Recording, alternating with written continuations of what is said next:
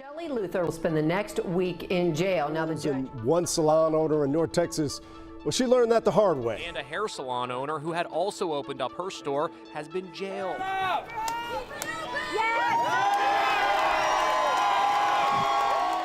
Luther tore up the citation to the cheer of the crowd.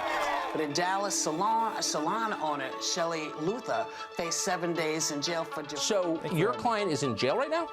But yesterday, a woman by the name, and I want you to remember this name, a woman by the name of Shelley Luther in Texas. We don't support the random jailing of, for example, the woman who's now a household name, Shelley Luther. I thought it was terrible. I thought he was a terrible judge. The prisoner would like to speak a word. You need to apologize. What were you thinking? He said you need to apologize to the politicians. I was like, what? So, sir, if you think the law is more important than kids getting fed, then please go ahead with your decision, but I am not going to shut the salons. They're putting this woman in jail because she's trying to feed her kids. The whole thing is screwed up. Well, I'm proud to stand with Shelley Luther, and I'll tell you what happened to her was wrong. I'm not anyone special. I just know that I have rights. You have rights to feed your children and make income. And anyone that wants to take away those rights is wrong. We only had people in Washington, D.C. who had half the guts of this patriot play Shelley Luther. Hi, I'm Shelley Luther, owner of Salon a la Mode. A year ago, life was much different for me. Besides owning the salon, I was a musician and performed several times a week with my husband, Tim, traveling all over the country, living what I thought was truly a dream life. But then my life changed dramatically as the coronavirus swept the nation, closing small businesses and erasing the entertainment industry. I was forced to make a choice, lose my home and livelihood, or stand up against overreaching executive orders and open my business. In that defining moment, my life changed forever. Since then, I've worked hard to help other people who are struggling due to the ongoing pandemic. During my journey, I've met many other people like myself that have had to make critical decisions at crucial moments in their lives. These ordinary people have done extraordinary things with their lives, impacting others around them with positive results and making changes in the world for the greater good. These modern-day heroes never sought fame or rewards for their actions. They simply were presented with a situation or obstacle that required them to reach down deep inside and act with strength, courage, and faith.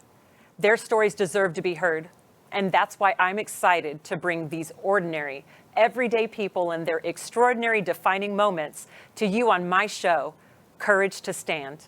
Please help me welcome Jerah Hutchins. And it's good to see you again. This is so cool. I'm so proud of you, man. Thank you so much. This is weird, huh? Joyful, yes. This is so weird. A year ago, I would say I would probably be taking an afternoon nap right now, or like, who knows, not like, preparing to go speak at CPAC and all of these people wanting to talk to me like I'm important. But I feel like that's why we have the show, because a lot of people come up to me and they say, oh, you're a hero. And I don't see it that way. I know a lot of people do, but I see it as I just stood up and I thought I was doing something right in my own little world. And then all of these people reach out and say, you're doing something that represents us. So along this journey, I meet someone like you, and you touched my heart, obviously. You're sitting here. You touched my heart.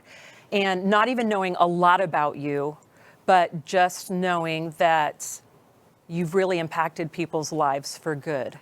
And I want people to hear your story. Thank you so much for having me. Yes, to your point, I think we live in a fearful nation where a lot of people don't want to be the first one to go, I don't like that. Mm-hmm. Or I want to stand up against that. It's all about, waiting for someone else to do it. And for me and my story, it really came down to, if not me, then who? Right. Yeah, I think that's what it was for you. It is. But you know what? I'm looking at your story and thinking, I don't know if I could have survived that.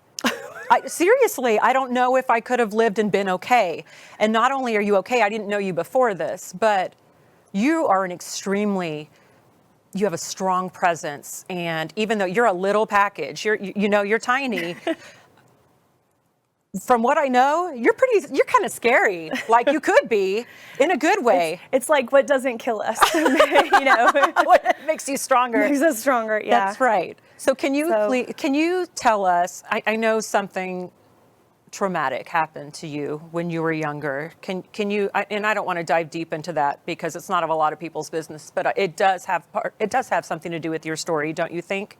You're right. It really wasn't anyone's business, but if we're going to combat this, we've got to talk about it. And so there is a part of me and a part of a lot of women who have endured this that there's shame and you want to keep it a secret. But if we're going to encourage people to stand, then we've got to encourage them to talk about it and be okay with kind of coming into the forefront with what happened to them. Okay, so you were how old when the first incident happened? I was 16. So you're 16 years old, you're in high school, and can you just give kind of like a tiny brief synopsis of the situation? I was raped by my stepdad's best friend. Oh my God. And it was, my parents struggled with alcoholism and addiction. And when I went to them with it, they did not believe me. Oh my gosh. And I think that there are a lot of people whose parents are in that situation who just kind of take the easy way out. And for me, it made me be silent because I thought to myself, well, if my parents don't believe me, no one will. Who's going to believe you? You know, why would I would I go to the police? Why would I go to anyone else? And so it was just, and it kind of started this whole, domino effect of silence and shame. And then Which you shouldn't feel that, but as a 16-year-old, what do? You have feel no alone. life experience. Yeah.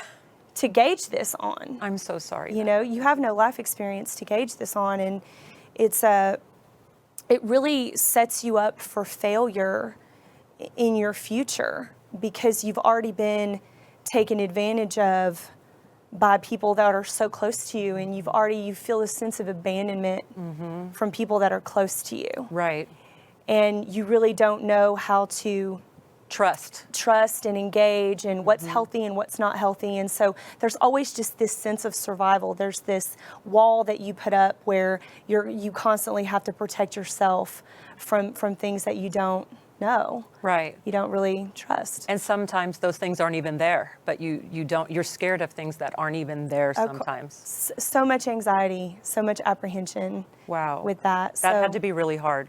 It was very tough. And there was, as I got older, and I had, it made me, I don't know if that made me ambitious, but I had an ambitious nature about wanting to be successful. I was from a really small town. I grew up pretty poor. I mean, we didn't have a lot, and I didn't want to live that life. My grandparents were amazing people.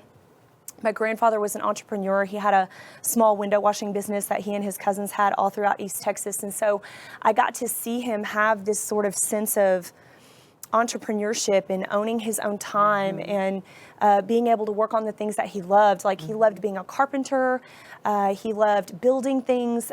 He was very active in the church.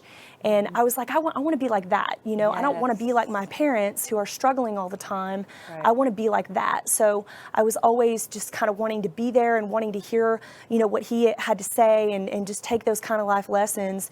And I wanted to be successful in business and have a good career. So I kind of moved to Dallas during my college years and started school and then didn't finish and ended up getting a really good job. That's why I didn't finish, because I ended up getting a really good job. Not everybody's made for quote unquote college. No. It's not for everybody. And I'm so glad to see the trades making a comeback. I know, really me too. My daughter wants to go to welding school. I'm like, hallelujah, do it. That is so awesome. I know. She should totally do that. Wasn't that what the chick did in Flashdance? Yes, welding. I'm like, who knew? But it's great. I love it. I think they should make a comeback, and college isn't for everyone. And I think that we did a lot of young people a disservice by promoting that as the only way to move forward. To be successful. Successfully. So I went into, I was a pharmacy tech for CVS Corporation when I was like 19 years old. And then I got into the oil and gas business and went on a trip and was coming back from a trip, and this guy just struck up this conversation with me at the ticket counter where I was checking my bag. He worked there? And yeah, he worked for the airline. Yeah, and I was just in no mood. You know, it was super early in the morning. You can imagine how conversational I want to be at 7 o'clock in the morning, you know, checking my bag. But I didn't really think anything of it. And when I got home and turned my phone on, I had messages from him. What? Oh, yeah. So he took your information off of your baggage tag and thought it was okay to call contact me without your permission. Yeah.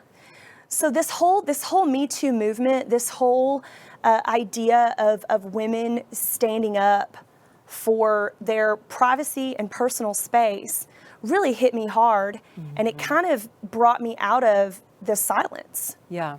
It brought me out of, you know, being afraid to be vocal or opinionated about this, or go, hold on, I had an experience about that too. Now, you don't feel alone anymore. No. Now, with that being said, you can kind of tell who the players are in that movement and who's lying about it to get attention, because that happens too. I mean, we have to be fair, but there are a lot of women that were kind of standing up in that Me Too movement, going, I was discriminated against, or I was sexually assaulted at work, or sexually harassed at work, or I was raped, or, you know, I didn't consent to that. And I get it that the lines can be blurry sometimes, but yes is yes and no is no. Right. Well, what's scary is this happens to men too. It does. And they're even more afraid to talk about it, because they don't want to feel emasculated, and they don't want to admit that they got taken advantage of. But women can be sexual predators just as much as men can. And so it's about, we really do have to establish these boundaries as humans and go, physical touch is not something that you should just happen. No. You know, you don't have the right to go up and touch anyone. No. Honestly, no one does. And don't be offended. I'll tell you who it happens the most to, and just freaking blows my mind, because and I see it all the time, not so much during the pandemic, but before, is pregnant women. Oh, yeah. Everybody feels like they can come up and touch the belly of a pregnant woman. And there's nothing more offensive than that. You're like, excuse me. Excuse me. I want to assault someone when I see it. Like, I have to literally hold myself back. Yeah. Wait, no, you don't want to go to jail. I've been there. You don't. Tell me that this guy, you got this guy to stop calling you, please. Yeah. So it was so crazy, because he was messaging me on MySpace, and he was emailing me, and he had my cell phone number. So I'm like, you know, if I could ever give you advice, people that are watching this, you write the minimal amount of information on your luggage tags. I think name and email address is plenty. Or just carry on and don't write anything on it. Something, because it was so crazy that this person, you know, thought that was okay. And I had to take it to the police, and they had to get involved. And he was, this was a big, you know, stalker situation. And then, you know, fast forward to. That's crazy. Oh, and so then, you know, fast forward to a couple of years ago, you know, I had somebody break into my house at 6:30 on a Saturday morning while I was home. So I lived in an area of Fort Worth that was really close to the hospital district. And, you know, they have a wing in that particular hospital that's the psych ward. And they can only hold these folks for so long. And then when they let them out, there's just this whole influx of weirdness that happens in this particular neighborhood. That's good to know. Oh, yeah. I'm sure you checked that out when you were buying your house. Yeah, I was like, I rented. Okay. But it was so weird. So I rented this really just charming carriage house in the back of this sort of old plantation property on this private street in Fort Worth. And my landlords lived right in front of me. And so she never calls me. I mean, do we ever call anybody anymore? No. I mean, come on. No. So she usually texts me if she needs something. And she called me and she goes, Jerah, somebody's breaking in the house. And she saw the person from her house, or like? They were breaking in her house. Oh my God. And she said, she was like, somebody's breaking in the house. And so, and let me tell you, Shelley, I've never slept naked again since this day. Okay. Good to know. I'm always afraid to, anyway, just to be honest, small fire or whatever, that's all I need is to be standing outside in front of my house naked. It was hot. It was like August, right? Yes. And so you think you live alone, it's fine. never again, okay? Because I had to like rush out of bed. I'm not laughing at put that. on pants, okay? Put on pants, and I've got, I've got my gun on my bedside table, and she was like, he's coming to your house, he's coming to your house. And sure enough, he had come down the driveway. He had given up on breaking into their house, and he had come down my driveway and was trying to break my door open. And I came right down the stairs, and he got a .40 caliber right in his face. And I was like, Stop. brother, yeah, I was like, you don't want it today, man. And he was like, oh my God, and he ran away. But across the street, our neighbor, he ran over to their house, and right directly after yours. Yes, and you could tell that he was. You could tell that he was high. I mean, there was something wrong with him. Come to find out, he was a schizophrenic heroin addict that had gotten released. And so, yeah, sad story. So, it's sad for him. Why do they release these people? But that's a whole nother story. That's a whole nother show. But it's a whole nother problem, that we have, which is all the more reason that everyone should have personal responsibility for their own safety. I mean, imagine if I'd not been prepared for that. Right. Imagine if the government is supposed to protect you. Oh. No, listen though. Let me ask you something. Would you have had time to call the police? And I mean, who knows if he's armed or whatever? But say you dial 911, would that situation have gone down differently? Absolutely not. They never would have gotten there in time. I mean, you have to think about it. It comes down to science. Physics dictates that the only people that can personally or purposefully respond to a situation of duress are the people that are already there. So no one's just going to magically appear, like when you sing the song in the State Farm commercial. Like nobody's just going to magically that would be great. Appear for or you. Disappear would be even better. Yeah. No one's that's never going to happen. And so you have to take responsibility for the things that could happen to you when you're alone. And I think that leads us to not only why you're a hero, because I want to save that till after the break. We're going to tell everybody exactly why you do what you do now and how you've helped thousands of people. We'll be right back. The following are sponsors for today's show. If you'd like to become a sponsor, please visit us at couragetostand.com. Amy Autry offers customized health insurance options. She is licensed and appointed with multiple health insurance and health share companies, so she can review all your health insurance needs, advise, enroll, and support you ongoing with your policy. Amy has over 6 years of experience as a health insurance broker to save you time and money in shopping and enrolling in a customized health plan that fits your needs and budget. Give her a call today to save. Hi, welcome back to the show. I'm here with Jerah Hutchins, and she was just explaining about some of the crazy things that have happened in her life that have made her the person that she is today. And so, Jerah, we're all curious. What do you do today? Like, I know it's a lot to explain. Like, give us kind of a synopsis, give us an idea of some of the things that you do. And it has to do with putting up the fight and saying, I'm not going to be a victim in this situation. Absolutely. Well, somewhere between the stalker and the home invader. Oh my God. I don't mean to laugh, but now that you can laugh, I'm like, oh my gosh. Somewhere after the rape, but between the stalker and the home invader, I really started to ponder what my safety looks like to me and how I can achieve preparedness. And the more that I pondered on it, and I think that you're a believer like I am. I mean, I'm a Christian woman, and I really felt like God was putting it on my heart to be a protector. And I remember just being younger and in my 20s and kind of questioning, when I would see things happen in current events and on the news with guns or violence. And I remember saying, somebody should do something about that. Why doesn't the government do something about that? And then it kind of clicked in my brain. This light came on and said, you're the somebody. I'm the somebody. It's me, and why would I want to beg for something that I can just be? Right. Okay. Why would I want to farm out something to somebody else that I can just do? Yeah. Okay. And so I said, you know what? I'm gonna start getting an education. And so I started going, I just became immersed. I started taking tons of gun classes, tons of defensive, self-defense classes, hands-on self-defense classes. And I did MMA for 6 years. So I did some MMA tournaments. I boxed Kevin Von Erich's daughter one time. That was crazy.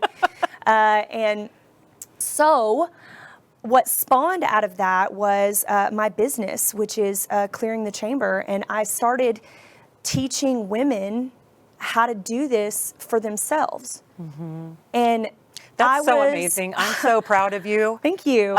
You really could have laid down and been a victim and said, oh, woe is me. What do I do? Who can help me? And for you to stand up and say, I'm that person. Not only do your circumstances help you, but your circumstances might have happened because you were created to help others. No doubt I was born to do this. This was my entire calling and my entire purpose.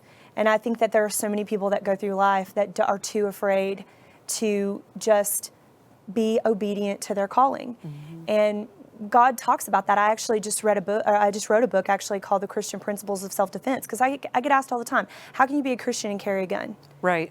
I wrote a book about it. Right. Well, God teaches you to stand up. He does, and we have to rescue the needy and the weak. Yeah. Well, we can't do that without being prepared physically and mentally to do that. But self-defense has to be deployed with wisdom and tact. Right. And that's something crazy that a lot of people don't get in this nation, and that's because our government is oppressing this education. Right. If they were standing up, if mayors and senators and congressmen were standing up and encouraging the citizens of their districts to gain for themselves a self-defense education, I promise you, mass shootings would be minimal. They're already minimal. They're really a rare occurrence statistically. I know a lot of people don't want to hear that, but it's the truth.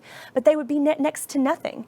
Okay? It's like any type of subject, though. If you're ignorant about it or you don't know a lot about something, it's scary. It's like when AIDS first, came about, and it's like the coronavirus. It's very, very scary at first when you just get lumps of information, true or untrue. We fear what we don't know. With guns, and I will say that Tim and I mean, we took LTC classes from you. You reached out to Tim because I was getting a lot of threats, and we did not know each other, and this is how we met. I was getting a lot of threats on my life, and you reached out to Tim. Tell us about that. Yeah, you came across my Facebook feed about reopening your salon. I read a news article about it, and so I started following you, saw that you were connected to Tim, started following Tim, and he was kind of, keeping everybody updated on what was going on with you. Tim. I know, poor Tim. And I just was reading this, and I'm scrolling through it, and I'm going, this is my soul sister. Yes. Like, she is doing the things that need to be done. And so I reached out to Tim, never expecting to hear back, but I said, man, I see that people are threatening to burn down your place of business. People are threatening to kill you. I know what that's like. And I was like, if you need personal protection, I'll sit, I'll come sit in front of your salon with my AR, and I'll get this done. Okay. Okay, let me just tell y'all, look at this. She's beautiful. I mean, she's tiny, and she wants to protect. I love that about. Are you packing right now? I am. Stop. Right there. Stop. Yep, I always. love that. Always. Anywhere I can. Always. Yeah. That's every day. That is so amazing. Every I'm day. so proud Only of you. 4% of the Texas population has a license to carry.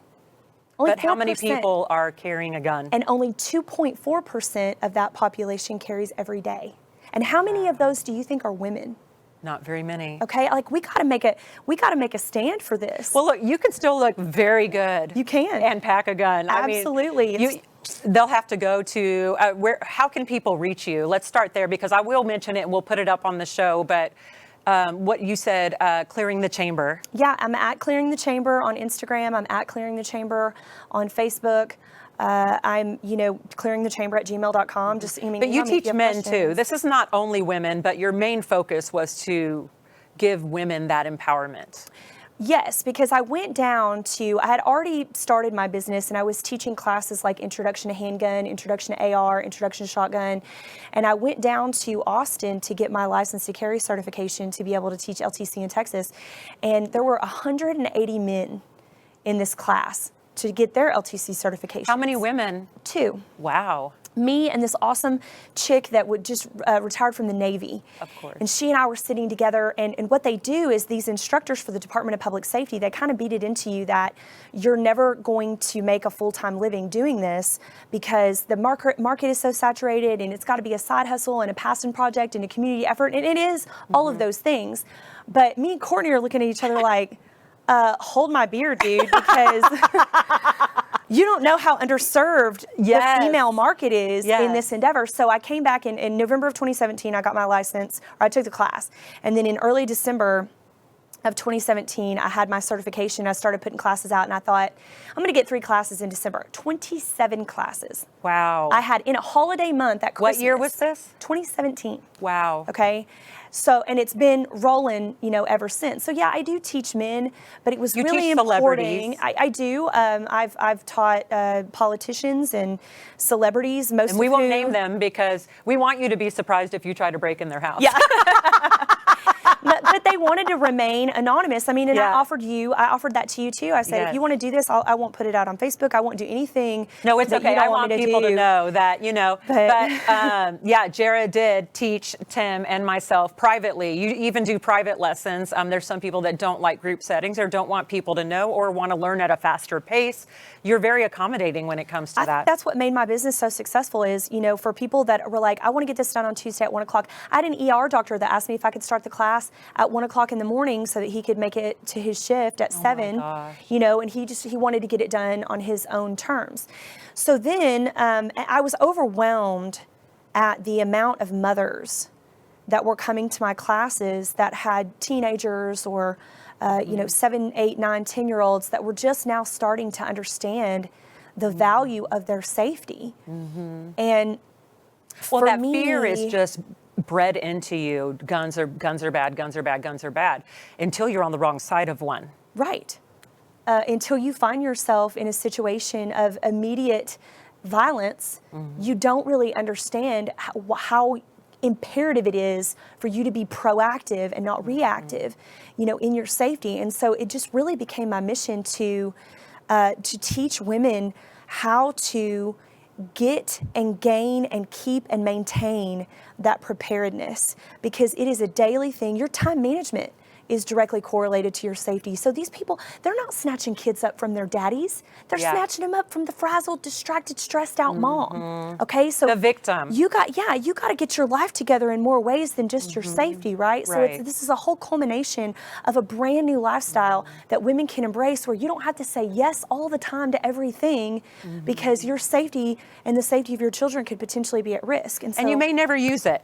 You may never use it. You may never have to pull it. But if you have the necessary training and that situation does come up, you can defend yourself. 100%. Otherwise, there's no other choice. Absolutely. And then you're dead. You're dead. You're almost guaranteed to die. Yeah. If you don't have some sort of training, you fall back on your lowest level of training, and if you have none, that's all you have to fall back on. And so you can't protect your kids that way. And it's empowering women to, and there's a really great book called The Gift of Fear that I encourage all of my female students especially to read, because it talks about, listening to your intuition, and a lot of times women don't want to do that because they don't want to come off as rude, and at the end of the day. No, let's be rude. I'm done with that now. That all political correctness and all of that, no, we just have to stand up for ourselves, and I'm so proud of you. I didn't know all of your story, and I appreciate you really just spilling your guts to people to let them know that took courage in itself. But I want people to know that if they want training from Jerah, if you want Jerah to personally train you, you live in the DFW area, or if you just even want to come up, and how long does it take? It's for someone. The license to carry class is 4 hours. An introduction to handgun class is 1 hour. Okay. It's not difficult. It's not a hard thing to learn. And you took us you guys to the shooting range or whatever. I didn't do bad for my first time, I will say. Not at all. Not at all. You were actually my little sharpshooter over here. Oh, thank you. So thank you so much for coming. I really appreciate it. And I know we'll be friends for a long time. And if I do need that protection, hopefully I don't, I'm calling you. Well, I am thankful that you are getting the word out about people who have overcome obstacles, who have taken control of their lives, who are speaking out against the things that matter. Because if we're silent, all it does Right. is it just It breeds just more gets buried. corruption. It just breeds more animosity. So we've got to stand up for the things that matter, and I'm so appreciative of you. Thank you. Everyday heroes are all around us, and their stories deserve to be told. Thanks for tuning in and for partnering with us to build a community of heroes. For more information, visit couragetostand.com. And please share this with everybody that you know on social media. And don't forget to tune in next week for another amazing guest. Bye.